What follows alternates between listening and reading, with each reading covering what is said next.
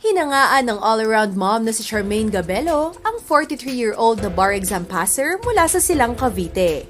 Bago siya naging certified lawyer, naging seafarer, teacher at business owner din siya. Kwento ni Mommy Charmaine, naglakas loob siyang sumubok ng iba't ibang trabaho dahil sa hilig niyang matuto.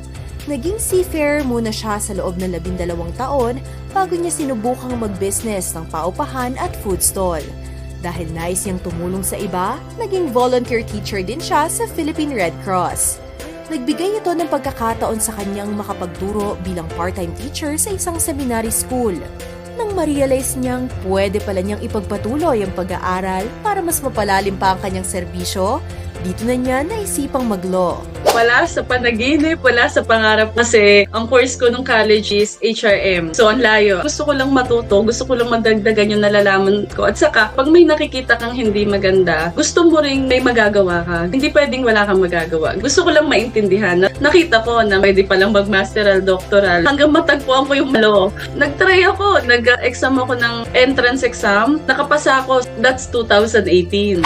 Ngunit nabaling ang kanyang atensyon matapos magkasakit ang kanyang tatay kaya hindi niya natuloy ang pag-aaral. Bukod dito, nagdadalawang isip pa rin siya dahil sa gastusin. Lalo na't nag-aaral pa sa high school ang kanyang nag-iisang anak. Nang dumating ang pandemya, naging inspirasyon niya ang health crisis ng bansa upang simulan na ang pag-aaral. Sakto namang pareho silang nakakuha ng scholarship ng kanyang anak. Parang lahat yung binigay ng Diyos. Sabi ko, eto na, subukan ko. Walang pondo. Yun lang first sem. Dire-diretso siya, hindi ako bumabagsak. Actually, nung nasa law school ako kasi nga budget tight talaga. Lagi kong sinasabi sa sarili ko, pag ako may binagsak kahit isang subject, i-stop ako. Sa akuan ng Diyos, nakapasa naman. Sa kabila ng iba't ibang trabahong pinagdaanan, tila naging malinaw na para kay Mommy Charmaine ang tunay na purpose niya sa buhay. Malaking tulong daw ang mga karanasang nakuha niya sa mga dating trabaho, lalo na't nakapagpatibay din ito ng kanyang loob upang maging handa sa pagpasok ng law school. Nandun yung risk. So, ganun lang. Siguro sa buhay, walang perfect kahit saan. Pero, piliin mo na makita yung maganda na part. Tapusin ko lang to. Tingnan ko lang kung anong tadhana sa akin ng Diyos. Maraming puyat, maraming pagod, lahat ng stress. Talagang ginapang rin. Dahil nakapasa ng bar exam sa kanyang unang take, plano ni Mommy Charmaine na maging criminal lawyer.